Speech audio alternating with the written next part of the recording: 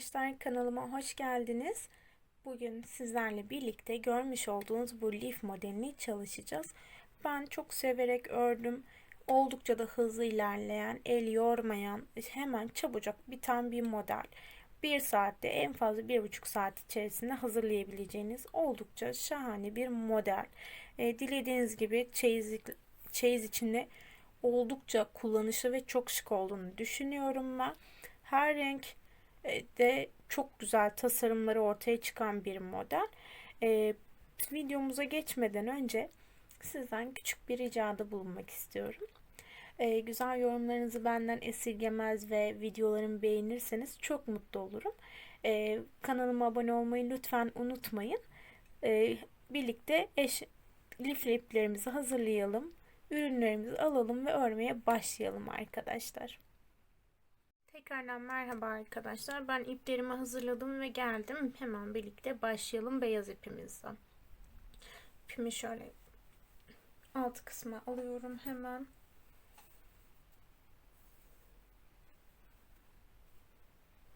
Hemen buradan bir ilmek alıyorum. İlmek nasıl alınır, nasıl zincir çekilir videolarım yine eğitim videolarımın arasında yer alıyor. Burada toplamda 6 tane zincir çekiyoruz. Hemen sayalım. 1, 2, 3, 4, 5 ve 6. Evet. 6 zinciri çektikten sonra arkadaşlar baştaki zincire batıyoruz. İlmeği üstten alıyoruz ve kaydırıyoruz. Kaydırdıktan sonra bakın şöyle bir yuvarlak çıkıyor ortaya. Görebiliyorsunuz. Buradan ilmeğimi uzatıyorum. Parmağımla ilmeğin üzerine tutuyorum. Bakın bu nokta önemli. Burayı kaydırmamamız gerekiyor. Başını alıyorum. Halkanın içerisine giriyorum. Tekrar başını alıyorum. Halkanın içerisine giriyorum. Dörtlü fıstık topluyorum. Benim ipim biraz ince olduğu için ben 4 tane toplayacağım. Araya 2 zincir çekiyorum. Yine başını alıyorum. Halkanın içerisine giriyorum. Tekrardan 1, 2, 3 ve 4. 4 tane fıstığımı topladım.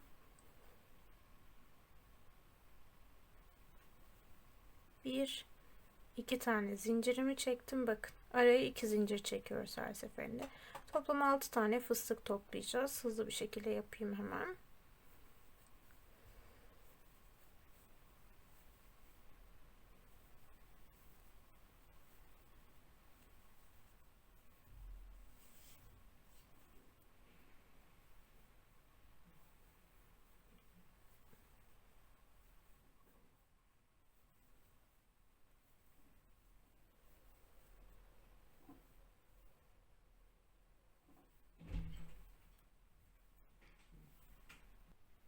Evet arkadaşlar, ben toplam 6 tane yaptım. Yuvarlak bir lifimiz olacağı için hemen sayalım. 1, 2, 3, 4, 5 ve 6. 2 tane zincirimi çektim ve bakın şu tepe noktasına batıyorum. İlmeğimi kaydırıyorum. Bir zincir çekiyorum ve ilmeği uzatıyorum. Yine dörtlü fıstık topluyorum. Hemen bakın ilk yaptığımız fıstığın üzerine yapıyorum bunu. Dörtlü fıstığı topladım. Fıstığımı kapatıyorum. Ve tekrar fıstığın üzerine bir fıstık topluyorum. Yine dörtlü fıstığımı topladım arkadaşlar. Bunu bırakmadan başını alıyorum ve ilk fıstığın dibine bakın hemen şu noktaya tekrar batıyorum. Yine tekrardan dörtlü fıstık topluyorum. Buna yıldız tekniği deniliyor arkadaşlar. Yıldız tekniğinde nasıl fıstık topladığımı detaylı olarak anlattığım bir video var. Detaylı açıklamasını ekleyeceğim. Oraya linkine tıklayarak izleyebilirsiniz. Bakın. Burada ikisini birlikte kapattım. Ve 2 tane zincir çektim. Başını doladım. Yan tarafta bulunan fıstığın tepe noktasına batıyorum. Ve aynı işlemi tekrar ediyorum.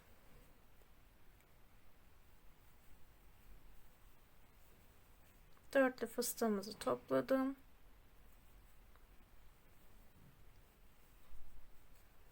ilmek uzattım. Fıstığın tepesine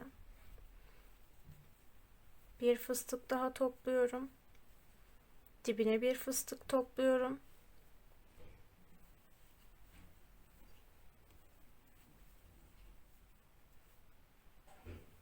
Birlikte kapatıyorum.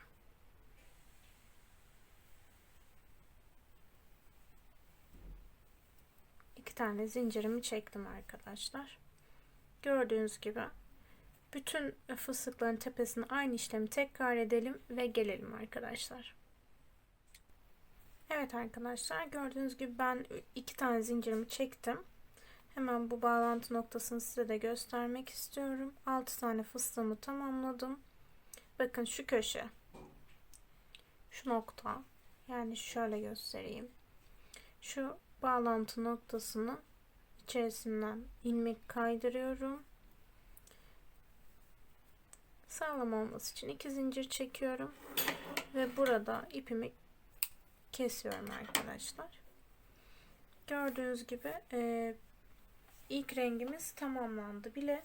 İkinci rengime geçiyorum şu anda. Siz isterseniz tam tersi yapabilirsiniz. İsterseniz renkliyle başlayıp beyazla devam edebilirsiniz ya da benim yaptığım gibi yapabilirsiniz. Ben bu şekilde daha şık buluyorum. Hemen ilmeğimizi alalım. Ve bakın şu noktadan tekrardan batıyorum. Arkadaşlar şuradan ilmeğimi geçiriyorum. Ve içinden geçiyorum. Şu beyaz ipi de şöyle alalım. Ve buraya sağlamlaştırıyorum. Alt sırada yaptığım gibi hemen bir dörtlü fıstık topluyorum. Kapatıyorum fıstığımı. Üzerine bir fıstık daha topluyorum.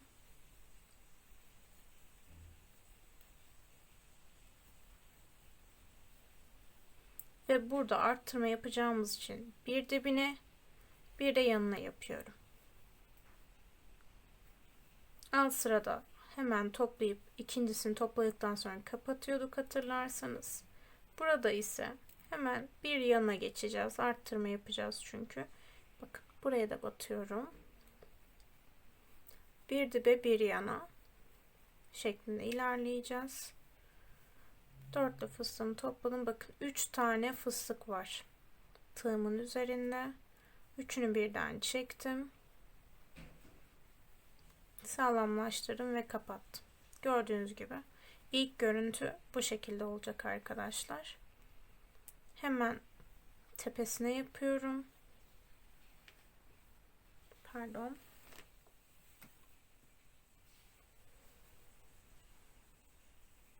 Tepesine dörtlü fıstık topluyorum. Yanına dörtlü fıstık topluyorum.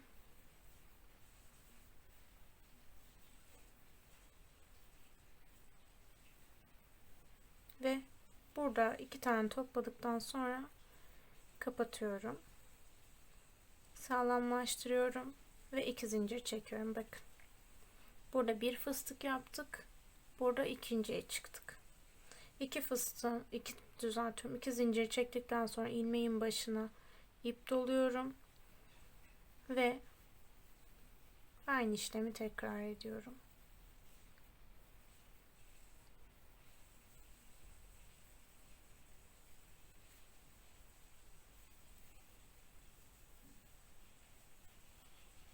Tepesine yine aynı şekilde dibine ve devamında yanına batıyorum.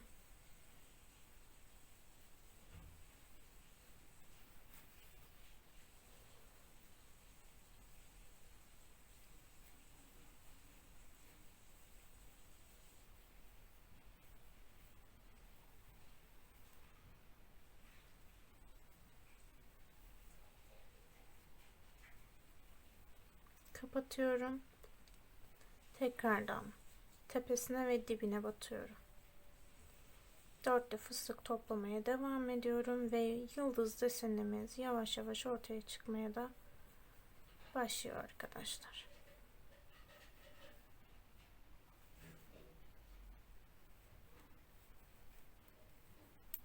Hemen kapatalım. 2 tane zincir çektim. Sıra sonuna kadar bu 2 sırada yaptığımız işlemi yapalım ve gelelim arkadaşlar. Evet arkadaşlar, ben sıra sonuna kadar geldim. Hemen 2 zincirimi de çekiyorum ve başlangıç noktasına sabitliyorum. Sabitleme zincirimi de çekiyorum. Gördüğünüz gibi burada bir fıstıkla başladık ve devamlı üzerine tekli fıstık yaptık. İkili fıstık yaptık. Her sırada arttırdık. Burada ipimizi kesmiyoruz. Çünkü 2 sıra beyaz yaptık. 2 sırada diğer rengimizi yapacağız. Yine fıstığımızı topluyoruz. Başlangıç fıstığının üzerine her zaman bir tane ekliyoruz. Biliyorsunuz ki. Hemen topladım. Kapattım. Tepesine bir tane. Dibine bir tane.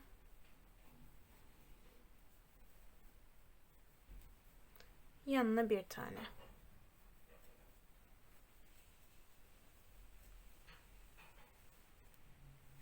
Üçünü birden topladım ve kapattım. Yine aynı şekilde tepesine bir tane.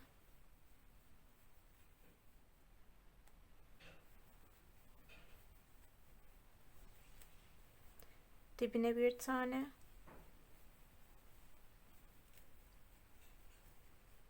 Ve yanına bir tane ekliyorum.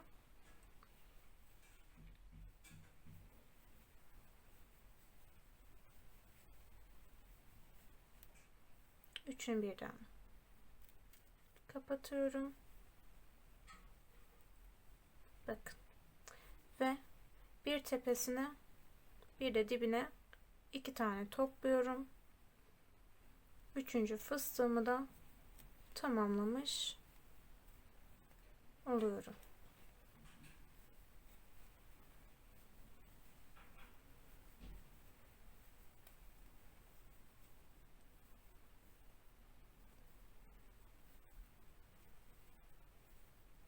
İki tane zincirimi çektim.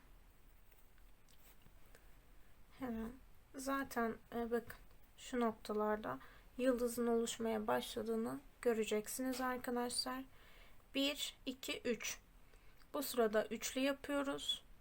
Bu noktaya kadar, yani sıra sonuna gelene kadar aynı işlemi tekrar edelim ve gelelim arkadaşlar. Ben sıra sonuna kadar geldim. İlmeğimi birleştirdim ve beyaz rengime geçtim. Hemen bu aradan yine giriyorum. Pardon. İlmeğimi geçiriyorum ve buraya sıkılaştırıyorum arkadaşlar. Hemen ilmeğimi uzattım. 2 3 ve 4. Fıstığımı topladım. İlk fıstığımı. Yine tepesine, dibine ve yanına olacak şekilde fıstıklarımızı toplamaya devam ediyoruz.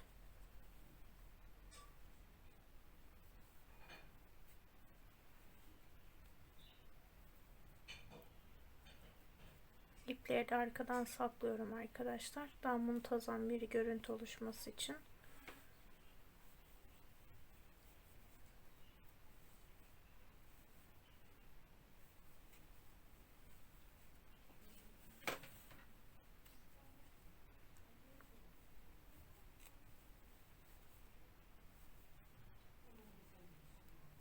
Hemen yanını da yapıyorum.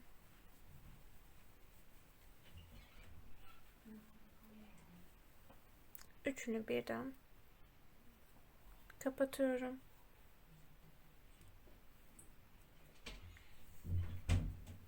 Yine aynı şekilde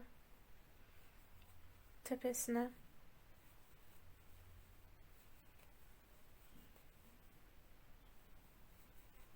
dibine ve yanına olacak şekilde devam ediyorum.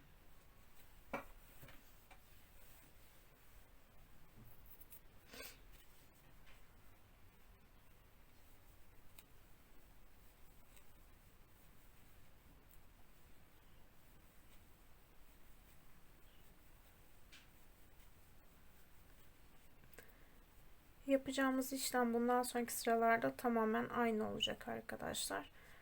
Bakın 1, 2, 3. Burada 4 tane yapacağız. Bir süre sonra 5 tane. 5 tane yaptığımız sırada yine renk değiştireceğiz. Diğer renkte şu rengimize geçeceğiz. 6-7 tane bu renkle öreceğiz. Fıstık olarak. 7. sıranın sonunda ipimizi keseceğiz. Beyaza geçeceğiz. Ve yine aynı şekilde 8-9'u beyazla öreceğiz. Siz ne kadar büyük yapmak isterseniz o kadar büyük yapabilir veya daha küçük de yapabilirsiniz. Bu tamamen size kalmış bir durum. Hemen bu sırayı da göstereyim ben size.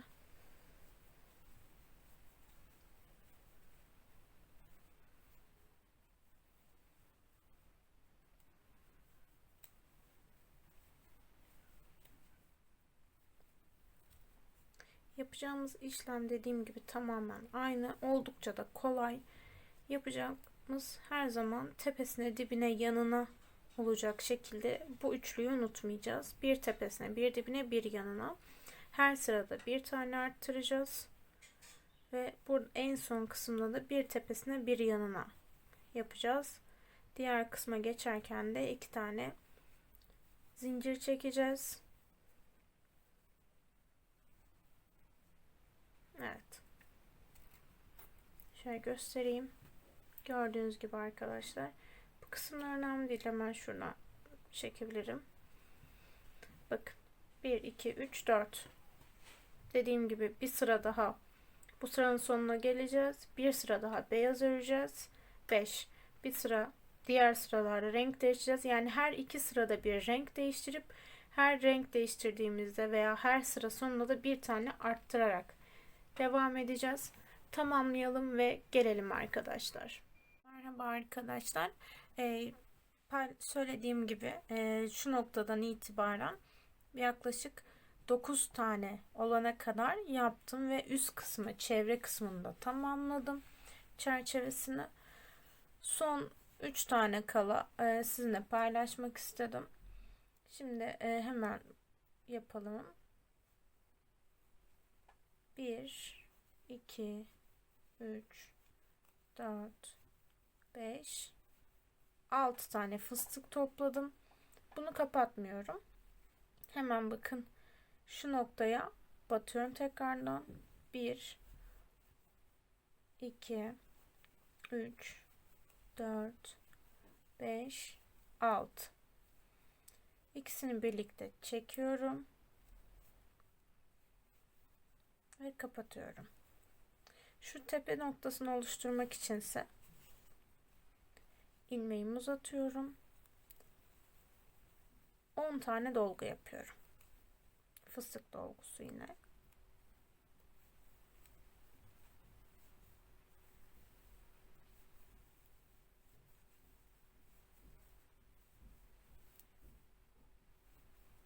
Dolgumu kapatıyorum. Bakın kapatırken şu noktasına, gördüğünüz gibi şu noktaya bastırıyorum.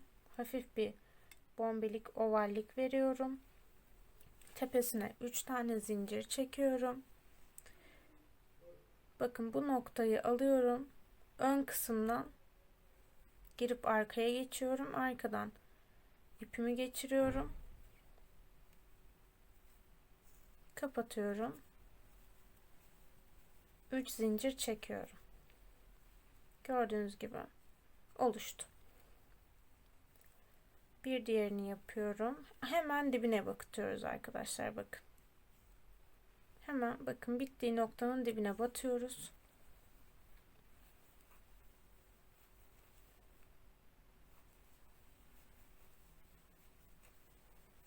Altılı fıstık topluyorum burada yine. Hemen yanına geçiyorum. Yine altılı fıstık topluyorum.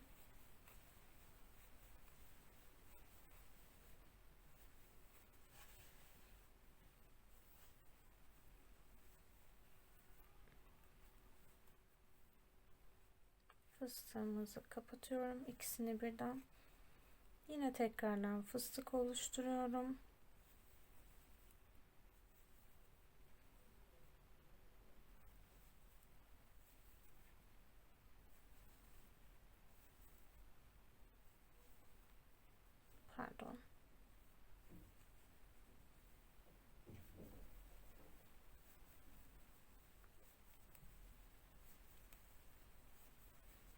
tamamladım. Kapatırken arkadan bir baskı uyguluyorum. Ön tarafa çıkması için. 3 zincir çektim. Önden girdim. Arkadan çıktım. İlmeğimi aldım. Kaydırdım. 1, 2, 3. 3 zinciri çektim tekrardan. Bir diğerini yapıyoruz. Yine dibine batıyorum.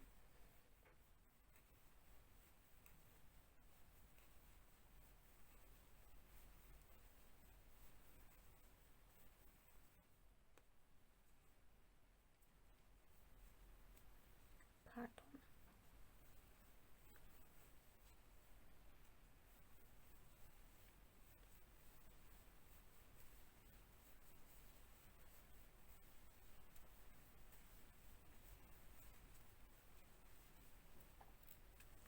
Yine ikisini birden kapattım. İlmeğimi uzattım.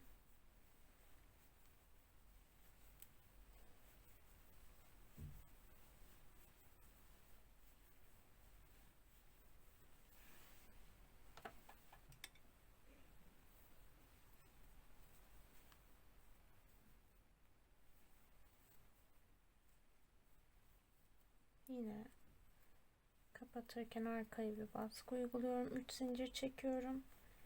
Yan taraftan giriyorum. Sıkılaştırdıktan sonra 3 zincir çektim tekrardan. Başını doladım ve son kısma geçtik. Bu kısım önemli bir nokta. Bakın. Gördüğünüz gibi her arada şu zincir boşluklarının üzerine kapattık. Şimdi nasıl kapattığımızı göreceğiz. Hemen başını doladım yine. Dibine battım. Yine altılı fıstığımızı topluyorum.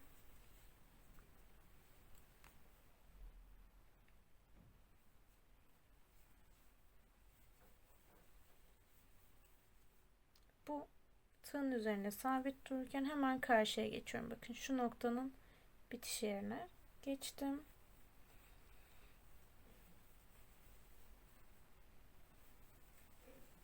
Çıkan nokta önemli değil. Arkaya kaydırabiliriz onu.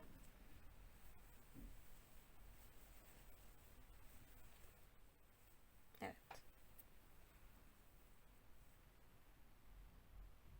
Pardon arkadaşlar, çıktı.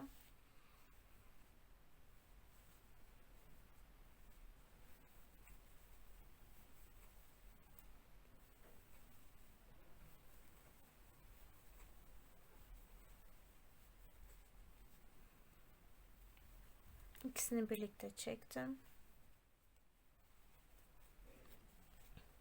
İlmeğimi aldım.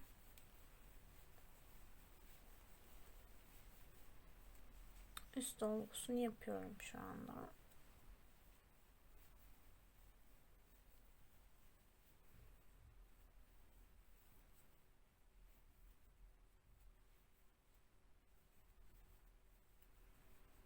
Üç zincir çektim. Önden girdim.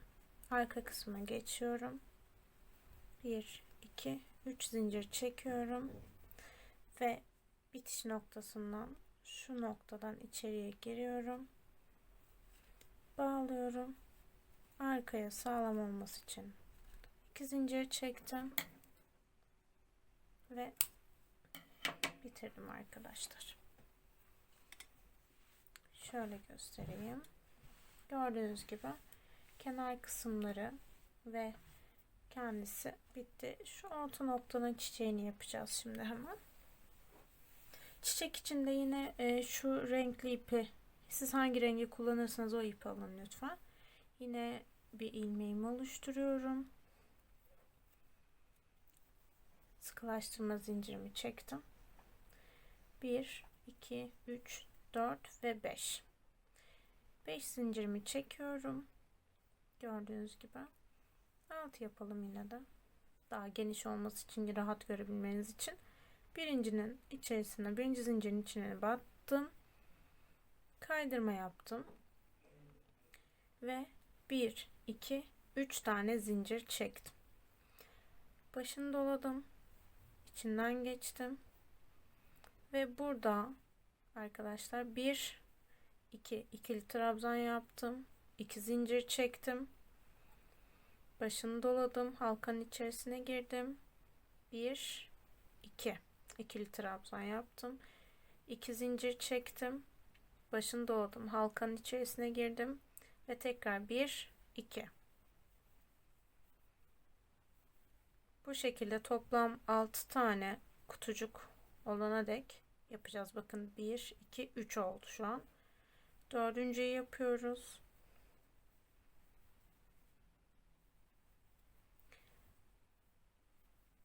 Yine beşinciyi yapıyorum. 1 2 3 4 5 ve 6. Hemen şu noktaya batacağım arkadaşlar. Sıkılaştıracağım. Gördüğünüz gibi bu nokta sıkılaştı. Hemen yan tarafa geçiyorum.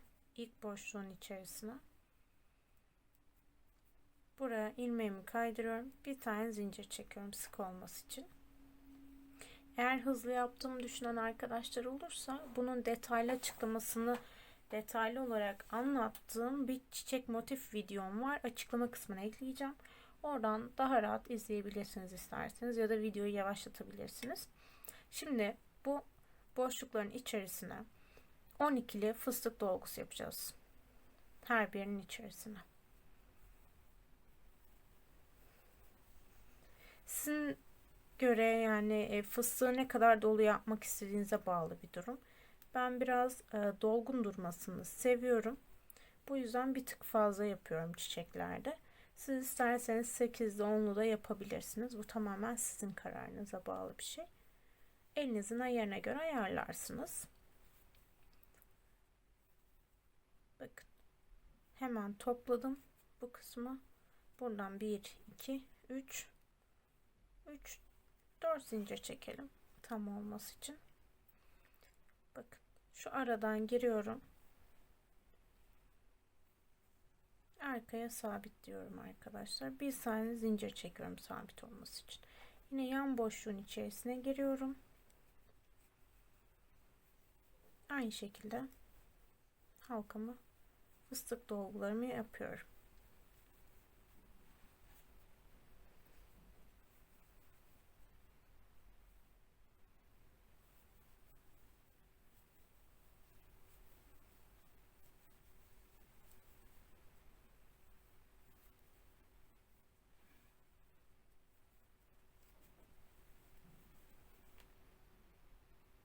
Pardon.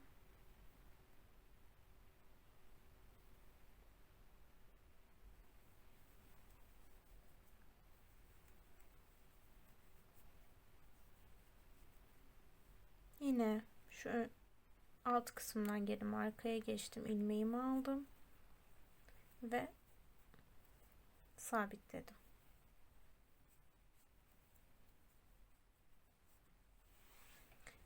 Bu kısımlardan gördüğünüz yaprak kısımlarından toplam 6 tane olacak. Her bir boşluğun içerisine gelecek şekilde yapalım ve gelelim arkadaşlar. Evet arkadaşlar, gördüğünüz gibi papatyamızın renkli kısmı bitti. Sadece şu orta kısmını yapacağız. Orta kısım için de elime beyaz ipimi aldım. Yine ilmeğimi oluşturuyorum. Burada yapmamız gereken 3 tane zincir çekmek. 3 zincir çektikten sonra ilmeği uzatıyorum. İstediğiniz kadar. İkinci zincirin içerisine batıyorum ve ilmeği tekrar uzatıyorum. Bu şekilde fıstık topluyorum. Kalınlığını nasıl yapmak isterseniz o şekilde yapabilirsiniz. Bu kısmı size bırakıyorum. Ben göz kararı yapıyorum çünkü. Net belli bir sayım yok. Genellikle 10 fıstık toplaması veya 11 fıstık toplaması arasında gidip geliyorum.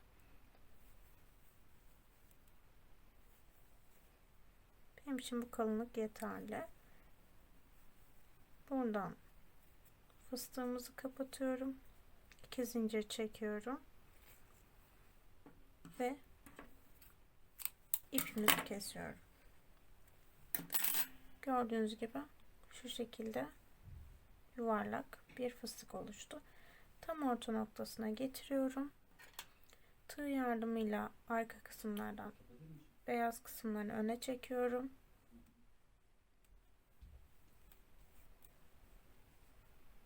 Tam karşı noktasına getirmeyi istiyorum ki daha muntazam dursun.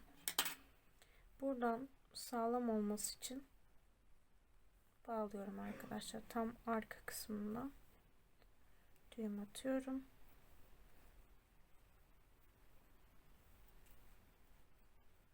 İpimizi yaparken kalan ipimize de bir tur bağlıyorum ki çiçeğimizi yaparken kalan iple daha sağlam olsun. Buradan bu ipleri kesiyorum.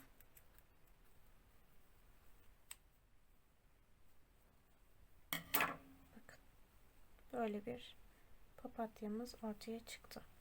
Şimdi bu noktayı buraya dikmemiz için arkadaşlar şu şekilde bildiğiniz beyaz lif ipini iğneden geçirdim ve alt kısımdan sabitleme yapacağım şimdi.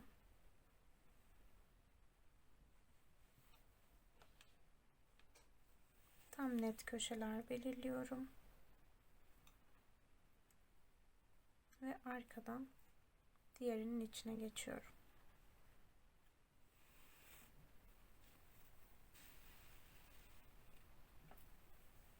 Tekrardan şu noktadan giriyorum, bakın arkadan çıktım, papatyanın tam tepe noktasından geçtim.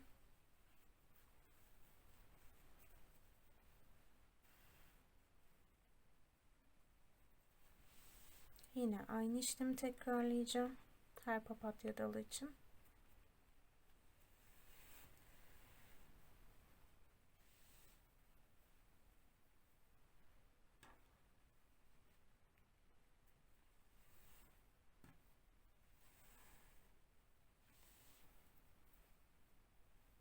Dilerseniz hayalet iple de yapabilirsiniz bunu. Hayalet ip biraz lifin yanında, yani lif ipinin üzerinde ince kaldığını düşünüyorum daha önceki deneyimlerim üzerinden. Buradan direkt lifin kendi ipiyle dikmeyi ben tercih ediyorum. Bu tabii ki sizin tercihiniz olacaktır. Hangisini tercih ederseniz, hangisiyle rahat ederseniz o şekilde yapabilirsiniz. Gördüğünüz gibi şu anda çok da sağlam oldu. Hemen şu orta noktadan battım. Sağlamlık için arkasını çevirdim. Buradan da zaten diktiğimiz köşeleri göreceksiniz. Hemen beyaz kısmından bir yerinden batıyorum. Düğüm yapıyorum. Yine bir düğüm daha yapacağım. İşimi sağlam alabilmek için. Tamamdır. Dikiş işlemimiz de bitti. Son haline bakacak olursak lifimizin son hali bu şekilde arkadaşlar. Beni izlediğiniz için teşekkür ediyorum. Beğendiyseniz beğen butonuna basmayı ve kanalıma abone olmayı unutmayın lütfen. Değerli yorumlarınız benim için çok önemli.